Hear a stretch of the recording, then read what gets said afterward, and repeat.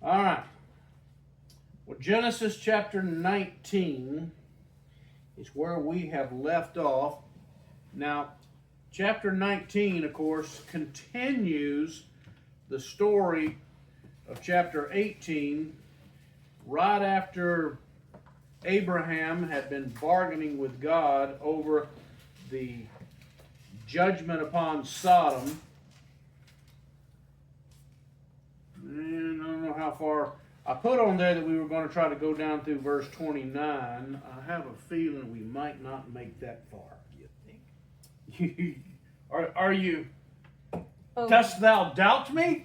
You only got as far as you did last time because I wasn't here. Good point. Okay. Good point. All right, verse 9 or chapter 19, verse 1 says, "Now the two angels came to Sodom in the evening, as Lot was sitting in the gate of Sodom." Question you have to ask ourselves, of course, we don't know how long that they stayed with Abraham, but did these angels just casually walk from the hill country to Sodom, or did they just appear there? I mean, that's one of those questions we can't answer. But apparently there was some period of time after Abraham had finished his discussion until they appeared there at Sodom. But when they appeared there, notice it says that Lot was sitting in the gate. Now, in ancient times, unlike today where we have courthouse, city hall, places like that, government business and a lot of just generic business, whatever nature, would be carried on in the confines of the city gate. If you had an issue against somebody, you would have them appear at the city gate, and a lot of times the city elders would be there at the gate and they would pass judgment on whatever issue it was. If you wanted to sell a piece of land, the transaction would be conducted there at the city gate. I mean, that was the place of business. Now, that didn't mean that there weren't businesses within the city, but in general, other than just say a merchant that was selling his wares or food or things of that sort that went on within the city, business in general, especially civic business, legal business, services, things of that sort, all took place at the city gate. Which, if Lot is there in the city gate, guess what that tells us about Lot at this point? He was into politics. Well, that and possibly he had become a leader within the city of Sodom at this point. It says, when Lot saw them, he rose to meet them and bowed down with his face to the ground. Now, that in itself does not mean that Lot recognized these two as angels. Lot is simply seeing two individuals that he doesn't recognize approaching the city gate, and this would have been a customary greeting, a greeting of respect for two new people. He said, "Now behold, my lords, please turn aside into your servant's house and spend the night and wash your feet, that you may rise early and go on your way." They said, however, "No, but we shall spend the night in the square." Now, again, as part of the custom of the day, hospitality was the driving force behind a lot of stuff back then, especially in a desert environment. And Sodom, while it was not in the desert, was certainly in an arid area of the country. And with these two visitors coming to the city, probably at around sundown, Lot would have seen it as his place to offer hospitality to these two visitors. So he invites them to come into his home. Again, that does not mean that Lot recognized them as angelic visitors. What it means, at the very least, is that Lot recognized that they were strangers, and that in accordance with the custom of the day, he's extending hospitality to them. Now, one thing about hospitality in the Middle East, and by the way, this custom still exists even today. When somebody comes under your roof, no matter who or what they are, you take care of them. You feed them, provide them with a place to stay, and even your worst enemy does not worry about what might happen to them while they're under your roof. You have a civic obligation, a moral obligation, if you will, to ensure the safety of anybody that's under your roof. That's just a custom that developed, centuries ago and was already in place during this particular time. So that's what Lot is doing. Now, I tend to believe that one of the reasons Lot may have been quick to jump up, recognize them, and invite them into his home was because if they went into somebody else's home in Sodom,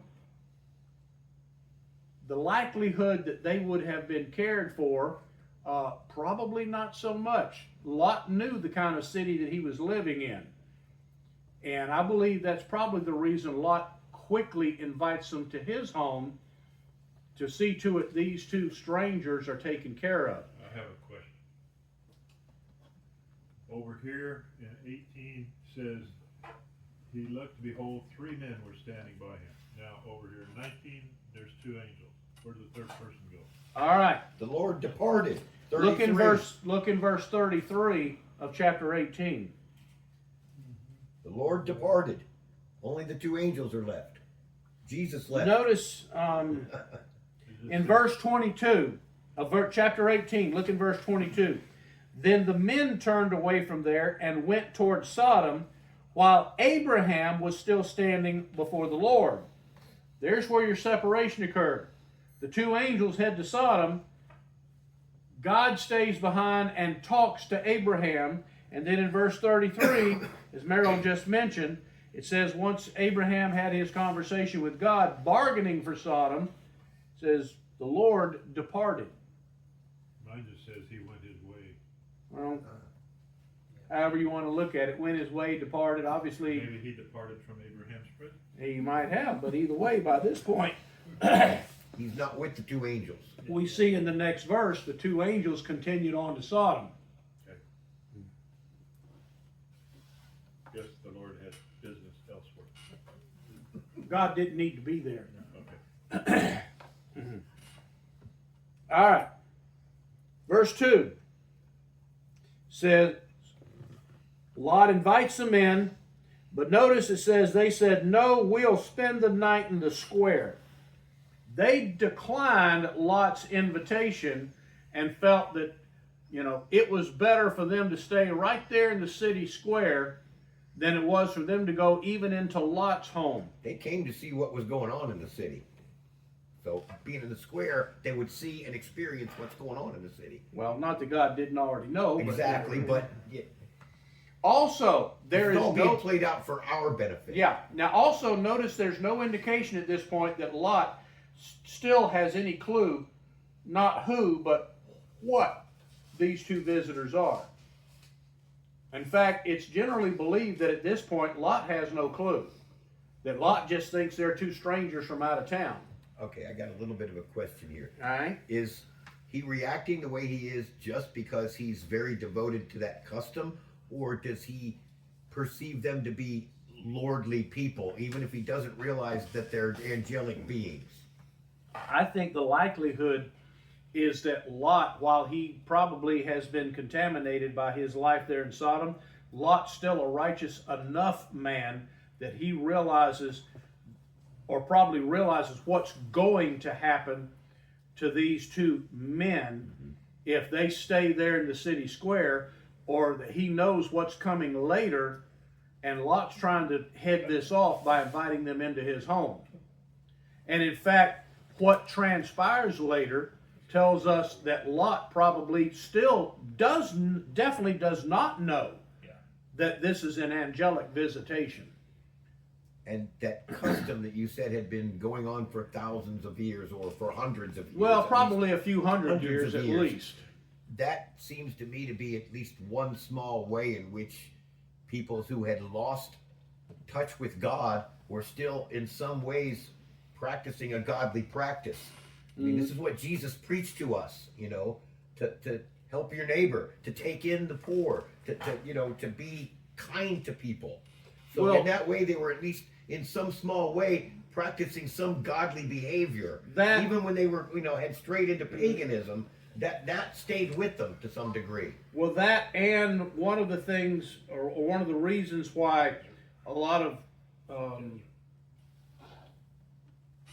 sociologists and archaeologists believe that this practice developed there in the Middle East, where water is at a premium, because even though they weren't in the desert at this point, they were in an arid area of the country, especially in the Dead Sea Valley.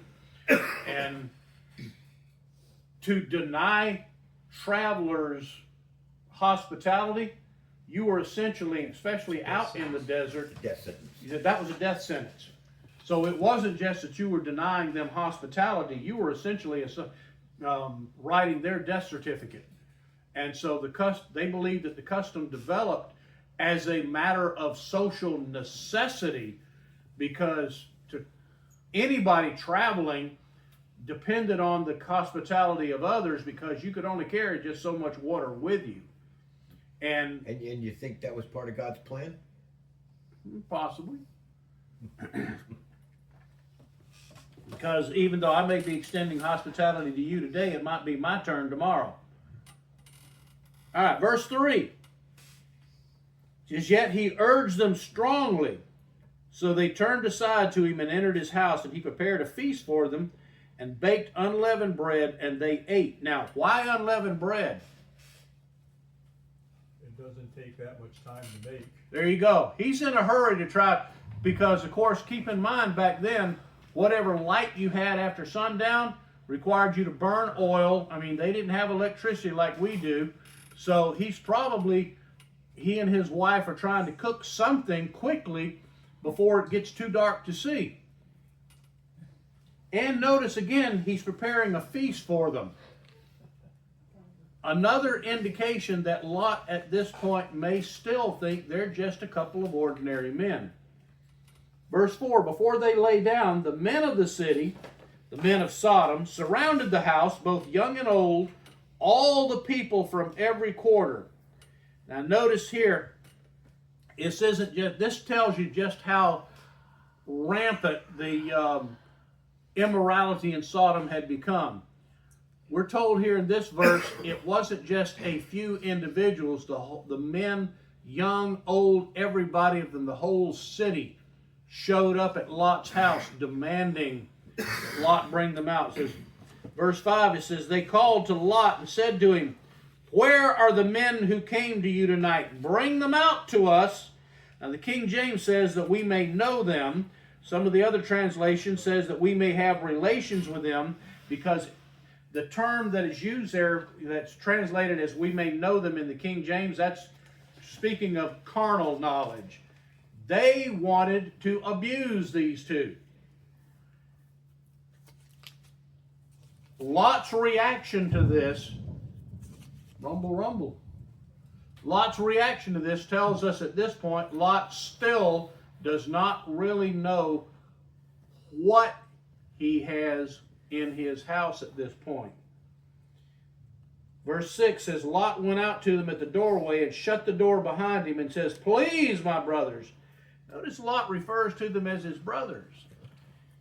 He's identifying himself, with the men of this city. Lot's trying to do the right thing, but he's not saying, hey, all you people or whatever. He's identifying himself with them. Based on the fact that he sat in the gate, that's a position of authority, so he must be a leader of some sort. In all probability. And in fact, later on, their reaction to him tells us that, which we'll get to shortly. It says, please, my brothers, do not act wickedly. Now, verse 8 tells us just how low Lot has become in his relations with these people. I have 2 daughters who've not had relations with man. Please let me bring them out to you and do to them whatever you like. Only do nothing to these men inasmuch as they have come under the shelter of my roof. Lot at this point is declaring that the custom of hospitality even supersedes the protection of his own 2 daughters. He is willing to bring out his 2, probably at this point, teenagers. They're still young enough that they have not yet gotten married, but old enough that we know that they're engaged to 2 men there in the city. So that tells us that in their custom of the day, these 2 daughters are probably somewhere between the ages of 14 and 17, maybe. But the fact that he's got 2 virgin daughters here, and he's offering them to the men of the city to be raped just to protect these 2 guys inside. Now, on the one hand, it's to Lot's, credit that he wants to protect these 2, but it definitely tells us that Lot is seriously misguided morally, that he's willing to offer up his 2 daughters. It also seems a little strange to me that he's willing to go that far for 2 strangers, that he doesn't have some sense of who or what they are, maybe, or again that there's some lordly looking guy. It's all about the hospitality. Man, he's willing to go an I'm awful telling long you, way for that. it's all about the hospitality. I'm telling you, that was an ingrained, entrenched custom. And again, even in modern days, you go into a man's castle or his tent or whatever, he could be your most deadly enemy there, say in Saudi Arabia, for example. He might be your sworn enemy that's out to stab you in the back. It won't happen while you're under his roof. Could it also possibly be because daughters weren't as valuable as sons? That's another possibility. Yeah. How They rude. probably weren't interested and he knew it. Well, I hated to have to go there, but Well, Yeah. But that is a possibility, yes. That he did not have a lot of value for his 2 daughters, but anyway, now verse 9 tells us, this is, or at least tells me that Lot at this point is still clueless that he's got 2 angelic visitors in his home. But they said, stand aside. Furthermore, they said, this one came. Now, by the way, this answers your question, Larry. Their response to him. This one, speaking of Lot, came in as an alien, and already he's acting like a judge. Now we will treat you worse than them. So they pressed hard against Lot and came near to break the door. Lot is outside in front of the door to his home, trying to keep this crowd of men out. If Lot knew that these 2 were angelic visitors, he'd be asking them to protect him. His reaction at this point tells me that Lot still thinks these are just 2. he thinks they're vulnerable. He thinks that And they're they need his vulnerable. protection. That they need his protection. Yeah. Verse 10. But the men reached out their hands and brought Lot into the house with them and shut the door. And they struck the men who were at the doorway of the house with blindness, both small and great, so that they wearied themselves trying to find the doorway. Now, at this point, I think Lot realizes his visitors are not just 2 ordinary men. And notice, they are struck with blindness. Where else have we seen that occur? The road to Damascus. The road to Damascus. Now, how are they struck with blindness? Light. An overwhelming light. Which, what does the Bible describe the difference between good and evil? Light and dark. Light and darkness. These men who are living in spiritual darkness, and I may be a little, doing some interpreting here, but I can't help but wonder if God chose this particular method to disable these people because of that issue, that they're living in spiritual darkness, and his two servants have just now struck them with the overwhelming presence of God. You gotta be pretty seriously demented to go after the door and still trying blind, trying to figure out how to get in. Yes, and now they've been blinded and And still blinded trying to to find their way in. yeah, still want, reaching out like, okay, where's the door? They struck the men who were at the doorway of the house with blindness, both small and great, so that they wearied themselves trying to find the doorway. Yeah. Verse 12. All right, we'll go just a few more and then we'll call it quits for the night. Then the men said to Lot, "Whom else have you here? A son-in-law, and your sons and your daughters, and whomever you have in the city, bring them out of the place." Now, this is not saying that Lot had sons. The two angels, which again tells us that God hasn't even told these two angels, the whole story, because they're asking Lot, who you got here? You got daughters, you got sons. They know he's got daughters because he's just offered his two daughters up to these. But he's asking if you got any sons, anybody else. The two angels don't know all there is of Lot's family. It's not saying Lot had sons. It's the angels asking him, "Who have you got here in your family? For we are about to destroy the place, because their outcry has become so great before the Lord that the Lord has sent us to destroy it." And Lot went out and spoke to his sons-in-law, who were to marry his daughters. See, that tells us right there, they were engaged, but had not yet gotten married. This says who had married his daughter. Mine says who were too. Yep. Well, back then, didn't the betrothal basically? Well, literally, promise- in the original Hebrew, I think what it says there is they were taking his daughters in marriage. So it's an interpreter's choice as to whether it's chose one or the other. I think the context of it tells us they had not yet, because otherwise, why would the daughter still living with Lot? And we find later on that the two daughters, in their plot with their, father, they hadn't, and also Lot declares that they're virgin daughters. So we know they had not yet been married. So who were to marry his daughters and said, "Up, get out of this place, for the Lord will destroy the city." But he appeared to his sons-in-law to be jesting. They are so, spiritually ignorant at this point. They think their future father-in-law is just joking. And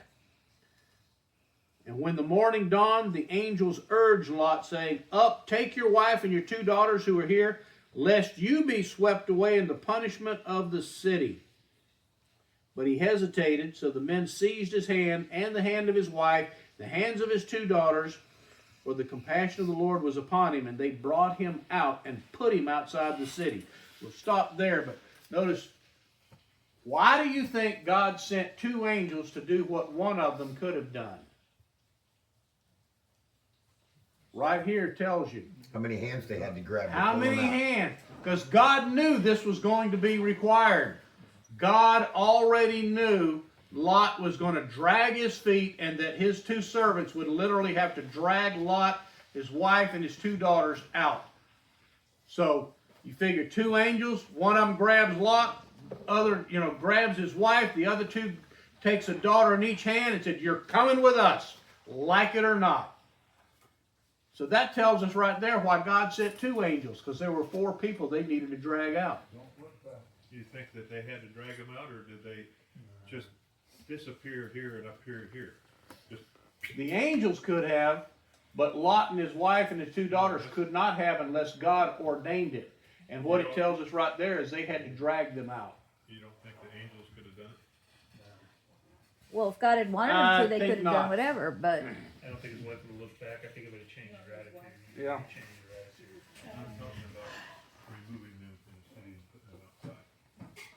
I think the angels could have, but for them to do that to us, no, I don't think there are no examples anywhere in the Bible of that happening. So I don't think angels have that ability. Okay.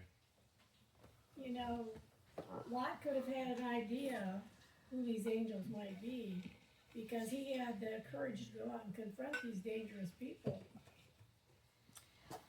I think Well- maybe that was so they wouldn't come in and do anything in the house. Lot did that. He stepped outside to confront the crowd because Lot realized that it would be a violation of his duty and his rights as a leader of the city to allow this crowd to break into his home. If Lot knew that they were angels, I think Lot would have been asking them for help, not stepping outside trying to defend them. And the fact that they reached out and drug Lot back into the house kind of tells us that I don't think at that point Lot really had any clue who these were until they blinded the men of the city. That at that point, Lot probably realized these are not two ordinary men. Yeah, at first I was thinking that way, but I agreed. The whole concept that he went outside to try